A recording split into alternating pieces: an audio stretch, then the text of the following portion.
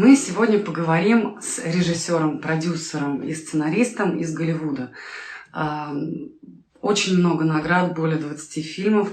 Я сейчас прочитаю некоторые из них, которые получили действительно большие премии.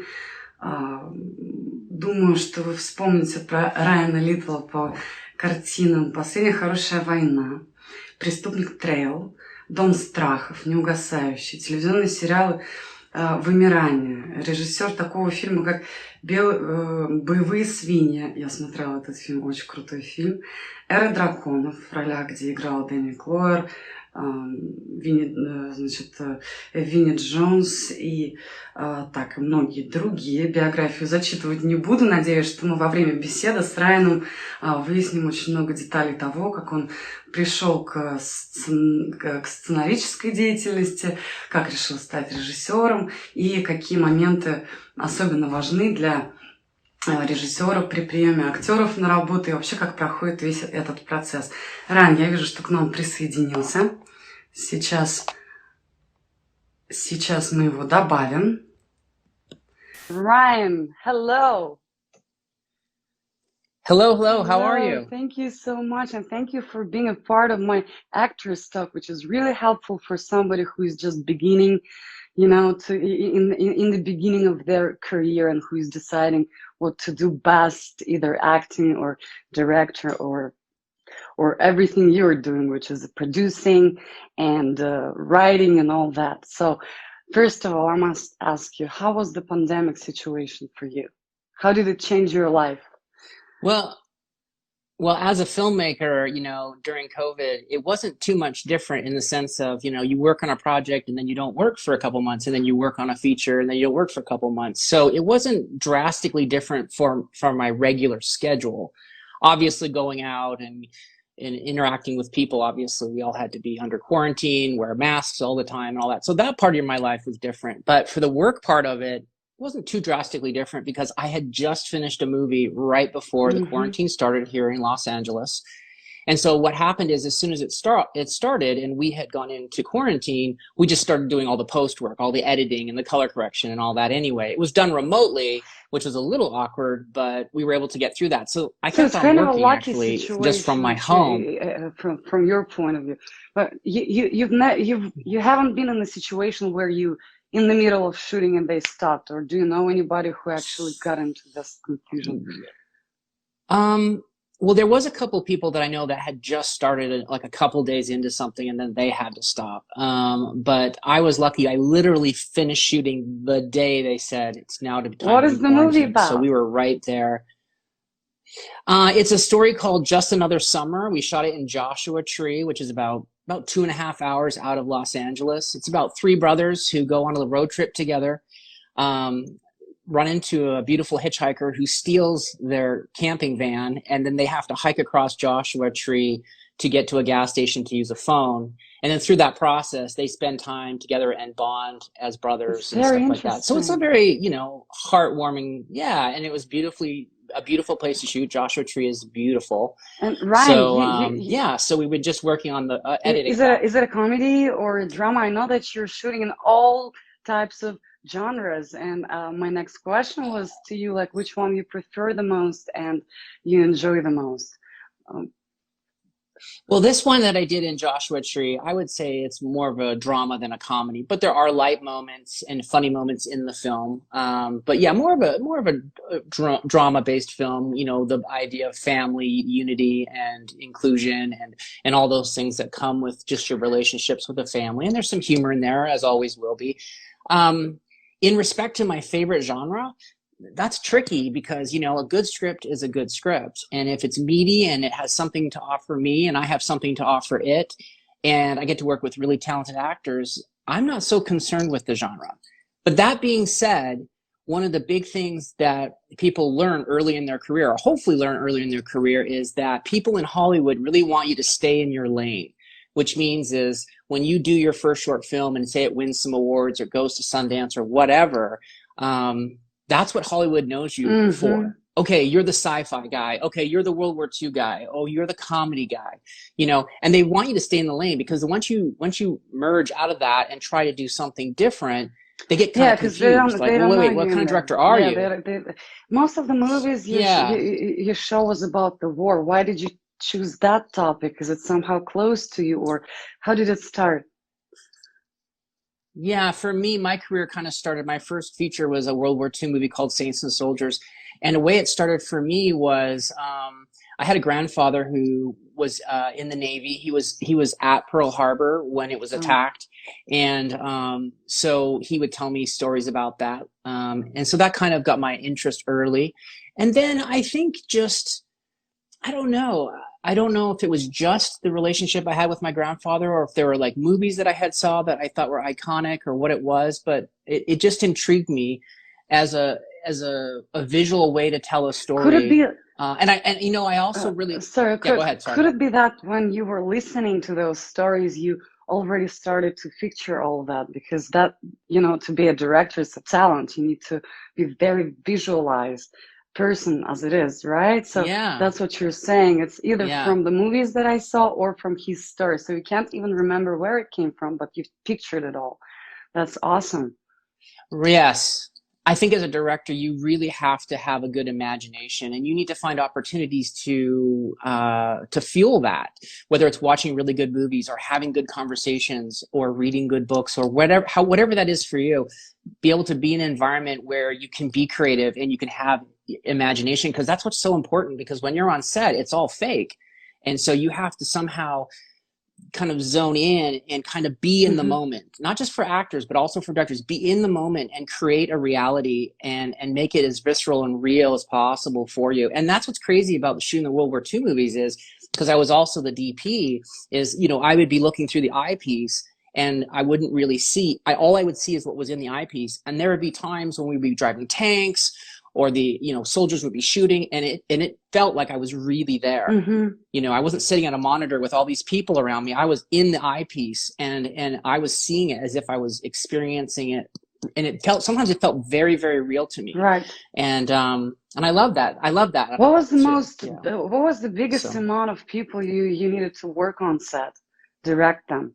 And how was it for you? It's the war movie. It's a huge amount of people on set, and they're all, humans. Yeah. How do you deal with that? Are you tough director? I think that am I tough? No, I'm a softie.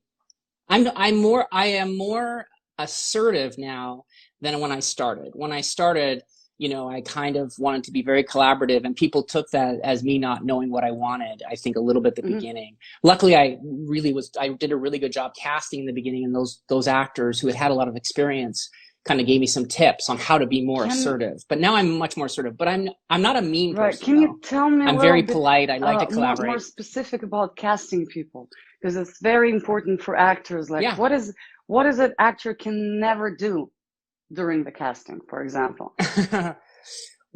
Well, the first thing that happens specifically for a director, the first thing that happens if you disregard how famous a person is that comes to meet with you, I immediately visually look at this person. Did this person get there on time, first of all? Because all their behavior in casting, they're on their best behavior because they want the job. So whatever they're doing in casting, if they're doing anything that's weird in casting, it's just going to be magnified on set. It's just going to be worse. So if they don't come on time, if they're not off book, if you give them some direction and they just do the same thing again, or they do something really bizarre, or just carry themselves in an interesting way, or even this, and I know this seems a little silly, but for example, if the character is, say, I don't know, like a surfer or something, and they've got tattoos and you don't want tattoos, then you got to be thinking every day that person's got to go in for an hour of makeup to hide all of that stuff.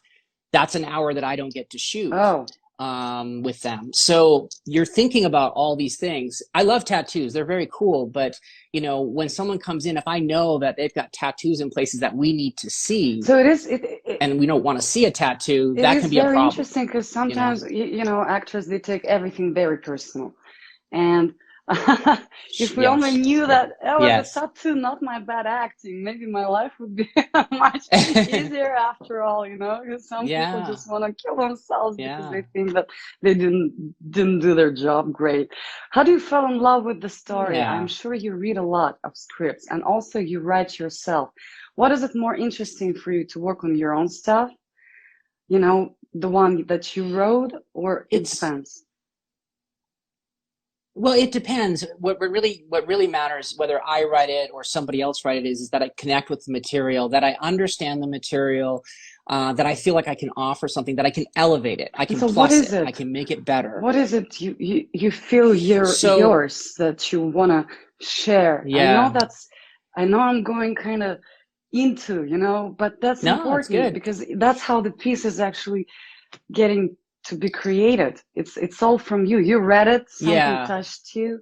It could be something from your story or your grandfather, but you're creating a piece that everyone is following, like, you know, and it first comes from your own feeling. I totally agree with you. You have to be energized by the material. It has to excite you, because sometimes you take work as a director, as actors do too, where you take something for the paycheck to provide for your family, not because you love the material. You'll still go do and give 110%, but you don't fully connect to that material because it's not something you grew up with or something that you're passionate about or read about or watch those kinds of movies, but you'll still do a good job. But when I know that it's the kind of genre, it's the kind of story that I get excited about, that's the first thing. Am I excited about it? Second of all, do I feel like I have ideas visually that I can elevate the material? And then I look all kinds of things. I mean, also, you don't want to get in, you know, you look at the budget and you think, okay, this is how many days we have to shoot this. This is our budget.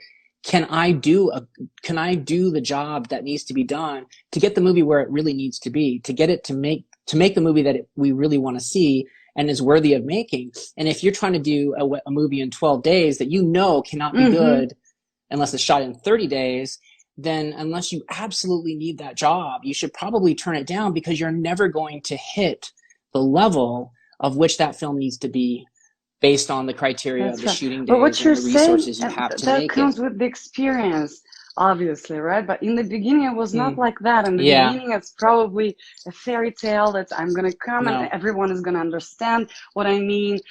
You know, then you explain and people are just getting it all wrong. It happens all the time.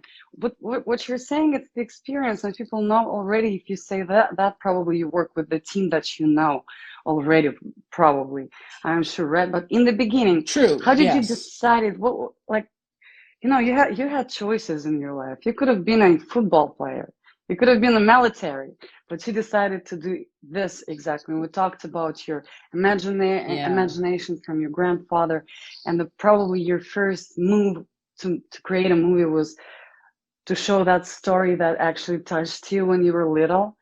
But then when you physically went, did you go to a school? Did it all, was it the same way that you imagined to be a director or not? And what was tricky? It was different. It was different. The process was different than, you know, seeing it before I started the journey was different than after I went through the journey, and hindsight is 20/20. So then you see, like, wow, why did I think that way when I started, you know?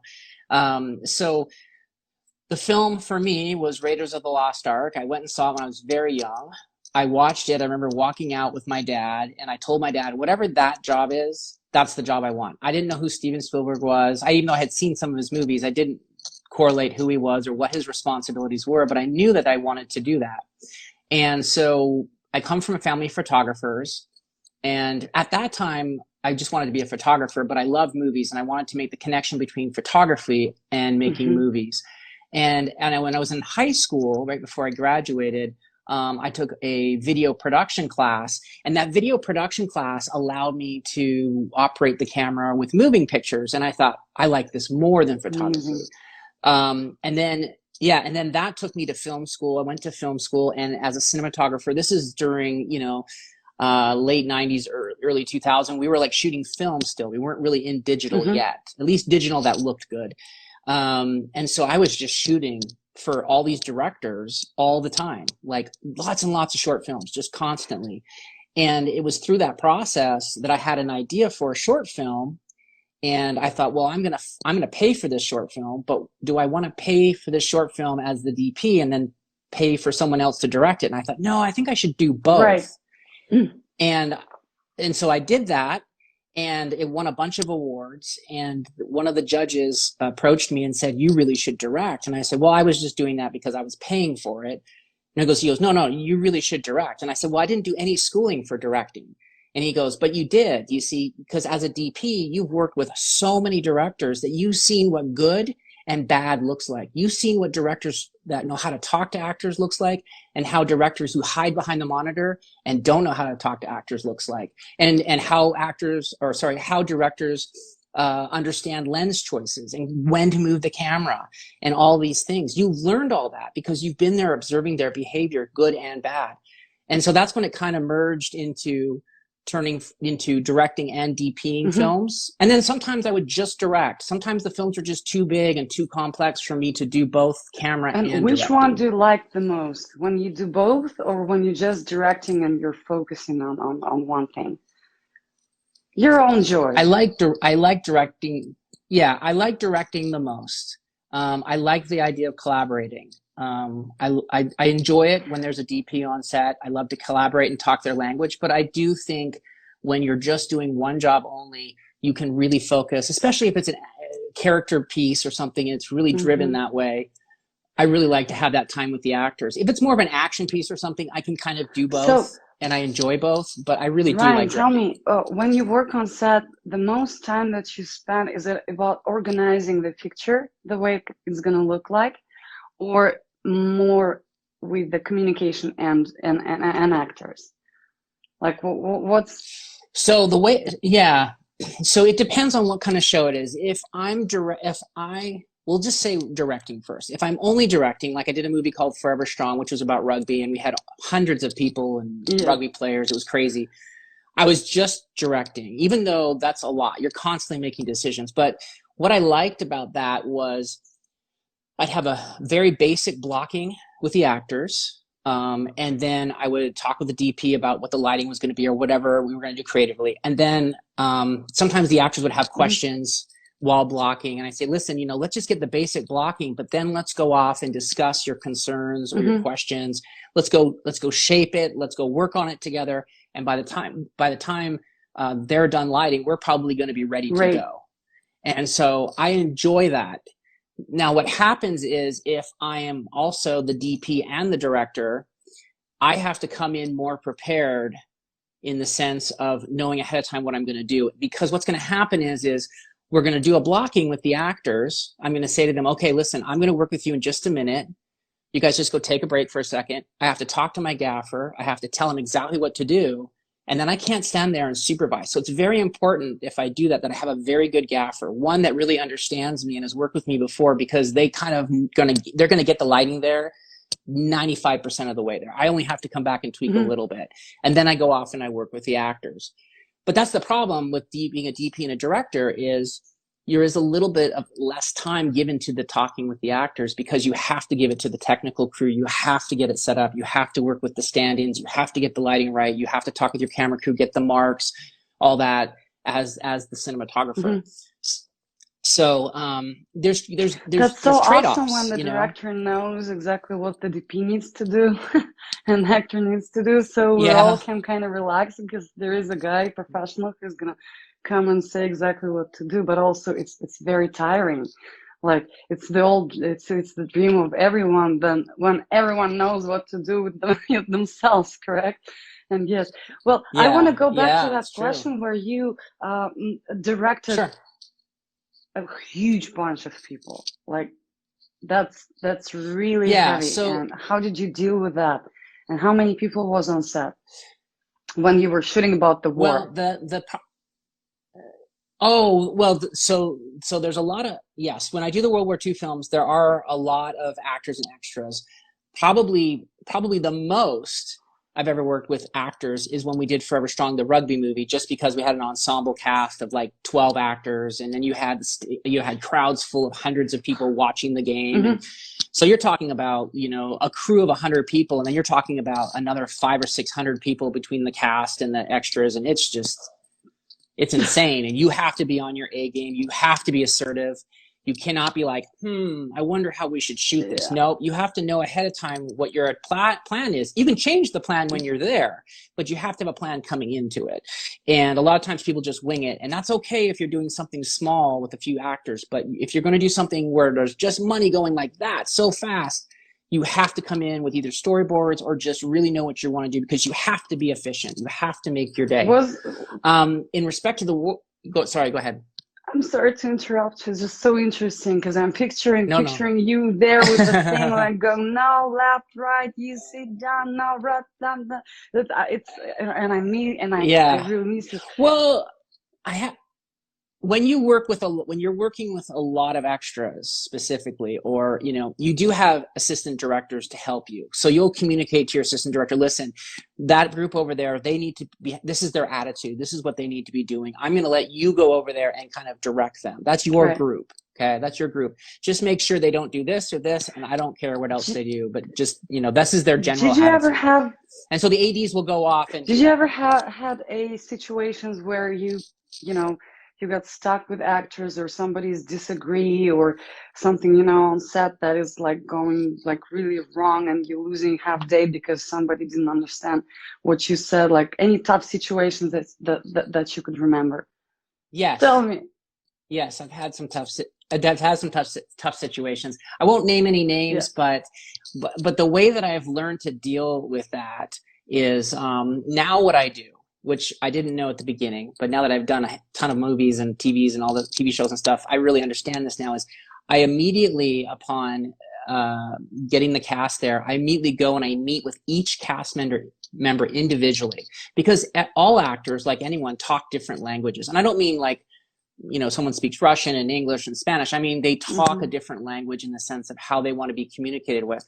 And I have to figure that out really quickly. So I will meet with an actor and I'll say, all right, tell me, how can I be the best director for you? What kind of information? As soon as we call cut, are you wanting this from me? Are you wanting this from me? Tell me what helps you. In addition to that, a lot of people don't know this, but I know actors know this. All actors who are very familiar with their mannerisms and the way they look have a good side and a bad side. They do. I can't always tell what it is. I'll say, listen, I want to make sure not only do I protect you and make a great environment for you, but tell me, you know, do you have a side that you prefer? And they'll say, oh my gosh, no one's ever asked me that. My right side is so much better than my left. I can't tell, but it's important to them. So I'm building trust with them, letting them know that I'm looking out for them because I want them to shine in this movie. So I do that. And then after I kind of hit those points, I invest in that actor a little bit with that meeting, that one-on-one. And there's nobody else there. So I'm not performing for anyone else. I'm just talking to the actor. So it comes off pretty sincere, I think. Yes. I tell them I said, I only have a few rules. Okay. Rules are this. If someone gives you direction, make sure you tell me what that direction is. Like if someone makes a suggestion or whatever, please let me know before we go, because I don't want to go in the take and be confused by like, where did you get that from? Why do you have that prop now? Or why are you doing that? So please let me either be a part of that conversation. For example, if you're talking with the screenwriter, I have no issue with you talking with the screenwriter. Who can give directions, actually. That's scary. I also say this to my ADs and my producers and everybody. I was like, I'm totally fine with you talking to the actors, but please, if there's something you want to talk about, make sure I'm there so I hear it. So not because I don't want to, because I just want to be aware of what's going on, because, you know, producers are paying the bills. And if they want something a certain way, then that's fine. But I need to know about it before we shoot. Right. And I tell actors also, when I have that one-on-one with them, I say, listen, I only have a few rules. One is, if someone gives you a note, please tell me, let's discuss it. Two, if you disagree with the note that I give you, let's discuss it. But keep in mind, if you have issues now, they need to be discussed now, not while we're shooting. Because when we're on the floor and we're shooting, money is burning. And it's my responsibility and your responsibility to get the work done as quickly as possible, efficiently and good. And we work together as a team. So we can't be having a 45-minute discussion about some little thing that you want to change I'm fine to have those conversations with you before or after, but during, they have to be very quick. And we have to make a resolve very quick. And a lot of times I say, listen, if you have some little thing you want to try, that's fine. Let's do it as scripted, because this is what we all agreed to do. All of us did. Let's shoot this real quick. And if you want to make an adjustment and we're quick about it, instead of talking about it, let's shoot that alternative and give it as an option to the producers or those that are financing the film. You know, that's how I have to address it. And I had that conversation with them before we ever shoot, because they understand how I expect them to act on set. Very clear and very professional. So what was the moment where you explained all that to one person and then well, what happens is when you work with actors that you don't get to have too much of that time with, a big named actor who comes in for 2 or 3 days, they have most likely become familiar, there's a word and I'm forgetting what it is, accustomed to being treated a certain way. And a lot of times it's like, you do whatever you want. You just do whatever you want. And I try to nip that in the butt at the beginning. I didn't used to do that when I first started working with semi-recognizable names. But then as my career went on, I started saying, hey, listen, just tell me what kind of director you want me to be. Listen, you're way above my pay grade. So you're going to do whatever the hell you want on set. I get that. But I want to make sure we have a good relationship and I want to be there. And if you're just going to do whatever you want and disregard me, then tell me now, you know. But there's been a couple times where, you know, sometimes named actors are not brought because I pick them. They're brought because a distribution company says this person must be in your film so we can sell it. And it's not even the person you'd want in your movie. That person comes, and a lot of times on an independent film, I shouldn't say a lot of times, that's not fair. On an independent film, sometimes the named actors that you get are kind of damaged. And you wonder sometimes why they're on your little independent film. And it's because they're problematic to work with. And you get that sometimes. You get actors that are just there for the paycheck and they're just calling it in. They didn't even read the script. They don't even know what it's about. They're just there to get a paycheck, you know, and they start rambling and they just make up lines. That happens sometimes. Not very often, but sometimes it happens. And you just have to accept it. And the way to get around that is if they're going to control your set, then what you're going to do is you're going to control the coverage. You're going to shoot so much coverage that you're going to make their performance in editing. And I don't need to, I'm like, if someone says to me, I don't know why I'm doing this, I'm not going to do it that way. And if they're above my pay scale, but you need to be safe. Then I say, fine, do whatever you want. Yeah, what you need to... And then I'm going to shoot a bunch of coverage and I'm going to find a way to cut out that thing that you did that I don't like. Yeah. I'll still show it to the producers. And if they want to, and if your decision is better than mine and they want to keep it because there are people that are financing the film, I will be happy to bow out and say, well, then we'll use that. But also, even if it's a very famous person and you pay a lot, they're still under their agency, right? And there's a contract that says, and I I've experienced what you're saying, where the main antagonistic guy decided not to die in the end of the movie. So the movie became an open ending. So which was like, we shot everything and he said, no, I don't want you to come. What? It's like, and you cannot do anything with that. That's why we call it a B actor, and that's why, you know, just for a name, it's unfortunately, if you cannot control that person, it's much easier to find somebody talented but not famous. But that's the way it is. Well, now today with technology now, you know, you're able to talk to other directors a lot you can find ways to talk to the directors who have worked with these people before, and you can know ahead of time, listen, what are their triggers? Like, you know, what way do they like to be talked to? What are some challenges you run into? Some things I should stay away from? You know, now I'm making it sound like all named actors are bad. That's not true. Of the ones I worked with, I probably worked with 2, maybe 3 that have been slightly difficult. There have been some very, very talented people that I've worked with who are recognizable, who have been very lovely, and they respect the process. If you're coming on set and you're willing to try things with people, you find a communication. That's a rare thing as well, because most directors doesn't do that, and it makes our job as an actors much easier. It's like you can believe that person. You can really try some stuff. That's really amazing. Have you been ever, pushed by a producer because of, Yeah, sometimes I do. I respect the person who's paying my wage, who's hiring me, because they were the one that put that project together. That project wouldn't exist without that right. producer. So I respect the fact that I work for them. Now, I would love it if they saw me as the visionary and the storyteller that they hired and let me do my vision. But I'm always happy to do what they want. But I would like the mutual respect that they'll let me try the thing that I was planning on doing. But yeah, sometimes they'll say, that kiss, it needs to last longer. We need to be in there closer. And I'm like, okay, well, let's do it. Again, I like to give notes. I like to talk to actors, but the thing is I like to shoot more than talk. So if someone, I go, oh, I have an idea. Can I say this line this way? Sure. Let's pick it up. Let's shoot it. Let's get it. Because if we have it, then we can use it. If we just talk about it and then I go, yeah, we could have already shot it. Why not shoot it, right? Especially now with digital. With digital, you can keep the camera rolling. Yes, it takes up more storage, but it's not like the expense of film. I mean, when I was shooting movies on film, like when I did Saints and Soldiers, I mean, we were so efficient. I mean, they'd put that slate in, they would hit it, they'd be out. I'd be like, action. And as soon as the person finished, I'd be like, cut, because you wanted to save all that film. You didn't want to waste any of it. And not that you want to be wasteful when you're shooting digital, but you could be rolling and you can even tell an actor, listen, we're going to get this. And then as soon as you walk out the frame, the way we need to do it, walk right back in and do the other version. Just do it. Just go back and do it. And we won't cut. And then we got it. And the actor's like, hey, thanks for letting me try that. And I said, hey, that was great. That might be what we use. So thank you for contributing that. And I try to make it as collaborative as possible. I'm there to be a cheerleader.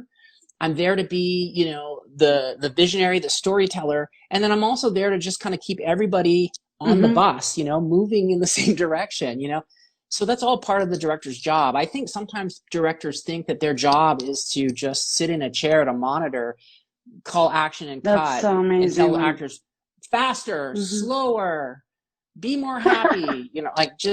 I don't think that's directing. I think directing is very collaborative. Ryan, now when world has changed, for example, if you write a new story that you want to shoot, what would be the story about? And is it somehow dealing with the pandemic situation? If yes, then what genre would it be? Do you have any ideas? Like, what's your next thing? Because I know that you're always thinking in front of your next project, probably. Yeah. Well, I think that again, I just like good stories, and I like stories that I know that good actors will want to be a part of, I also like stuff that's different and fresh, something that we haven't seen a million times before. I haven't been thinking about doing anything with the pandemic or anything like that, but actually, even though we're in the middle of it and experience it, I haven't really thought of those kinds of stories. I have been working with a writer right now on a sci-fi film noir movie. We just got the final script for that, the shooting script for that. So we'll go into development on that and we'll see. I don't know how soon we'll shoot it, only because of what it requires and how many actors have to be interacting with each other. And I know right now, as we're filming things with COVID going on, we have to be very careful. So I don't know. I'm not sure when the appropriate time to film that is, but I love things that are very visual. I love things that have good acting opportunities, of course, but I like things that are very visual. I didn't come from the theater, so I'm not trying to direct a stage play. I like to use all the tools available to me, music and editing and camera movement and all of that when it's appropriate. And so I like things that are visual. I thrive on movies like the Blade Runner movies. And truthfully, part of it too, for me, is if I can have, my pick of anything, I always like to pick things that I like films like that because the experience of making the film is also enjoyable. Like, I've done a couple horror films. I think there are amazing horror films out there, and I enjoy watching those movies for an hour and a half. I don't enjoy being on a horror film for 8 months. It's just too dark for me. It's just too depressing. So I like to be involved with films that have a heart and are a little bit lighter. That's kind of more in my style. What is the most favorite work that you've done so far? That you remember and you miss the energy and you would want to do it again or do something like that? Yeah. Yeah, well, I think the two films, I've enjoyed all the films for different reasons that I've worked on, but I think the two films, for two different reasons, are my two favorites. Saints and Soldiers, because that's really my first film where I was really involved in the process, and that's because I was so passionate and excited about this opportunity, and it turned out to be very successful. It made good money. People loved it. It got great reviews. Everyone in LA wanted to meet and talk about it and my future and all that. So that was very exciting for me. And it was a very small film, but there was so much enjoyment through the process of it. And I enjoyed the filmmaking process. And then the other film that was a big part for me was Forever Strong, the rugby movie, because it was based on a true story. It was my opportunity to have all the toys, all these people, just the biggest experience I've had on set. Mm-hmm. And I enjoyed it for that reason. I enjoyed the collaboration. We had named actors on that set. We had Gary Cole, Neil McDonough, Penn Badgley, Sean Ferris, and a few other actors. I mean, it was an opportunity to just really have all the resources to do it right. We shot it for 40 days. That's so very quick. We had the time. We weren't rushing. It's 40 days is very quick, but compared to like some movies, like you'll work on some of these TV movies, they'll give us 12 days.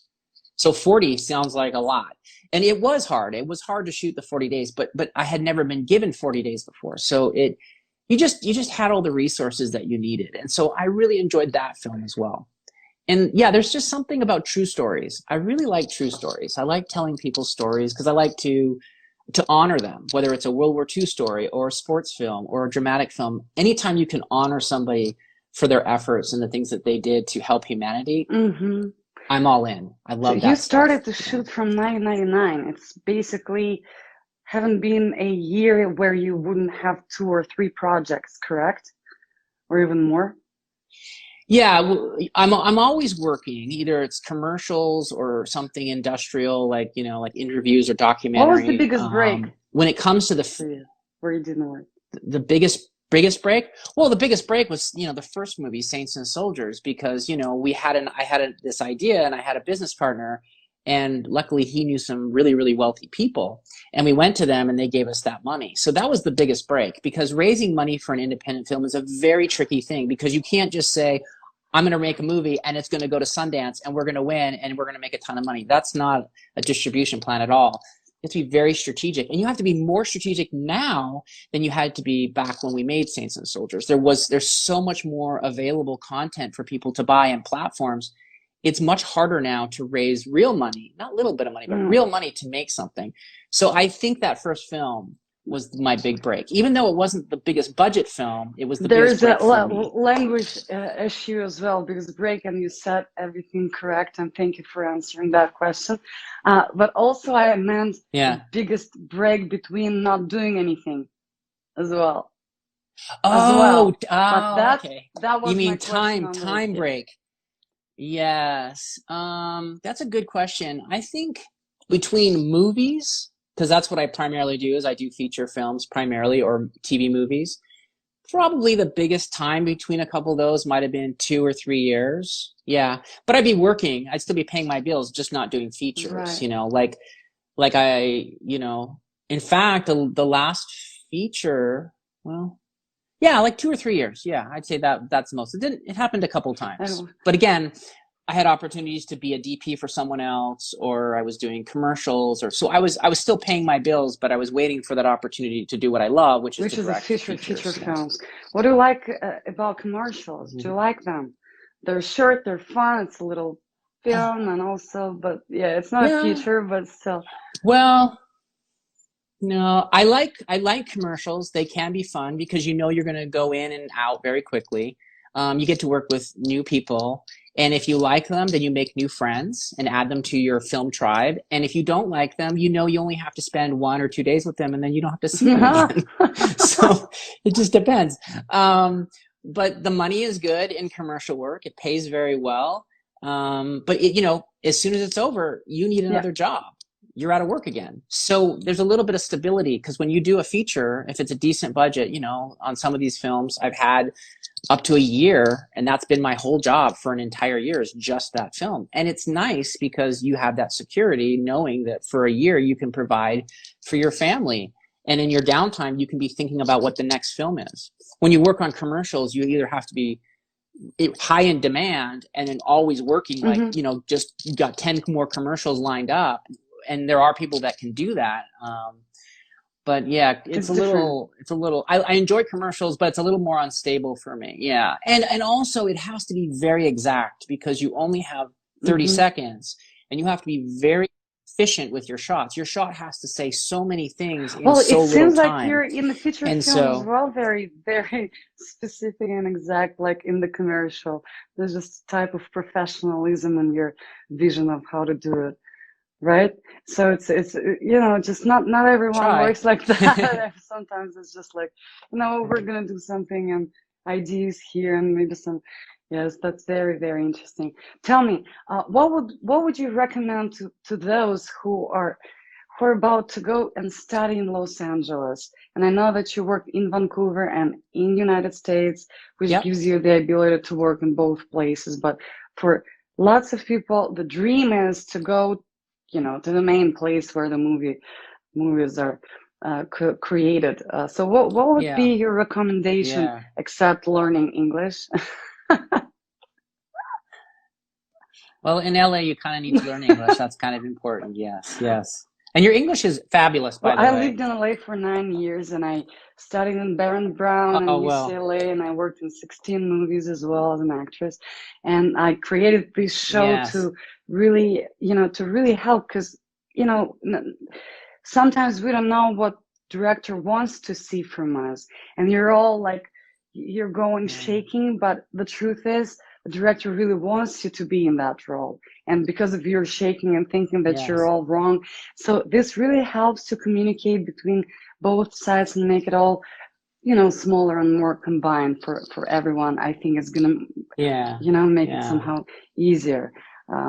So but what would be the recommendation, because we have 5 minutes left?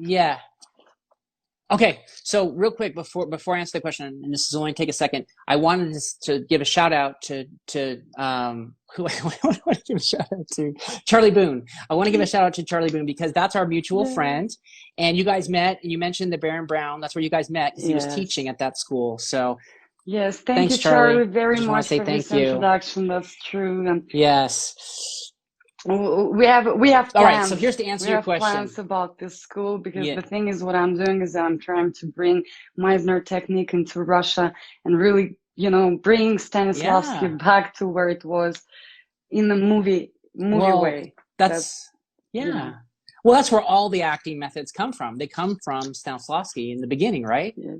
So they got to go back to where they came from. I totally agree. And Meisner is a great acting method. Because here we have lots of theater, but not movies. So that's the main idea. And I really want to, you know, make somehow to, you know, make it easier for everyone. So I know you said we got very little time. So to answer your question as efficiently as possible, if you come to Los Angeles, I think the biggest thing is to what I call paying your dues, which means going and working for free. So whether you're an actor or a cinematographer, whatever, find opportunities. There's plenty of them. Social media makes it very easy to find people in LA now. Say, hey, can I come and work for free on your film? Oh, you're shooting a short film? Can I audition for you? I'll work for free. Do some of that, because then you're going to build your film tribe. And when those people see how talented you are or how willing you are to help out, guess what? The next time they pay you.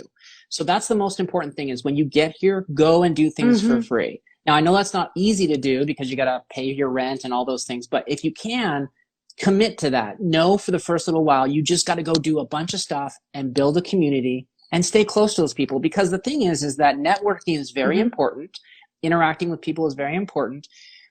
But the best way to work is to build a group of friends that you trust, that have good taste, that you can work with, because friends hire friends. That's how it works in this industry. Friends hire friends. Now, for an actor, yes, you could go in and audition for people you don't know, and you can get the part. I had to be more friendly. It's a little bit harder for directors. I came like Russian princess. I had to be more. Ouch, no. Well, you've had a very successful career, so you've been just fine. But it's important. It's important to build friendships with people, because friends hire friends, because they're going to say, you know who would be great? Sophia would be great for this. Let's just call her. She doesn't even have to audition. We're just going to bring her in. Yeah. You know what I mean? So you gotta, that's And a big so, part of it. Yeah. So I think that's the by very the core way, of it. that's really, really helpful that now we can do our self-tapes and send them. That before that was not really possible. Now things Yes. changed, and that one thing is really helpful for those who live Yeah. in different countries. I look at a lot of self-tapes now. I'm actually going to do a self-tape class actually coming up pretty soon to show people from the director's perspective what a good self-tape looks like, because everybody can film with their phone, but not everybody can realizes that you can do things in your self-tape to tilt it in your favor, because directors are visual, and when they see you and they see you in the right way, they go, that's what I want in my movie.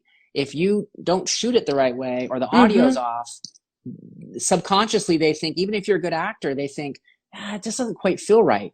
But if you can go the extra mile and use some good filming techniques and some good audio techniques on your self-tape, you can actually really increase your chances. This is really amazing. And that's a class that I'm putting together right now. Because I'm doing online course of how to get the audition class, online audition study class. So it's basically very, very close. But I'm not a director that so experienced and knowing from the point of view of the director vision. It's just the Meisner things that I've learned for many years that are basic, how to put a camera and blah blah and all that.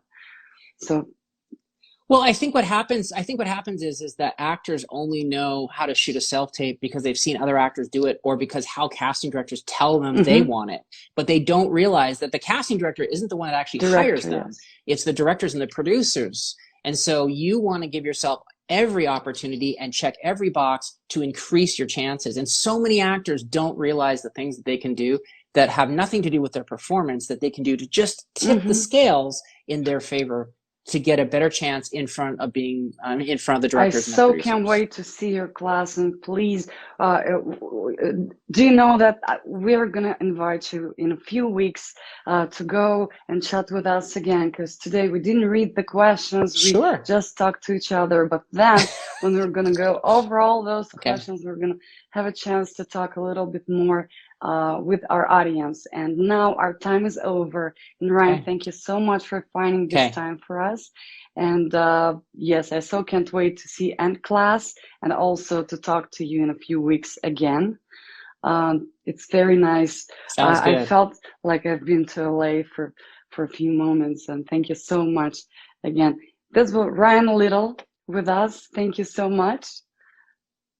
Unfortunately, thank you so much. I appreciate being on here with 1 hour, so I'm going to say goodbye, and then I'm going to post when we're going to see each other again. Charlie, thank you so much again for your friend and for so many very important advices, and another way of how director can be with their, with their actors on set. That's really, really important to find and to be communicative with your team. Thank you so much. See you very soon, Ryan. Thanks. Take care. You too. Bye-bye.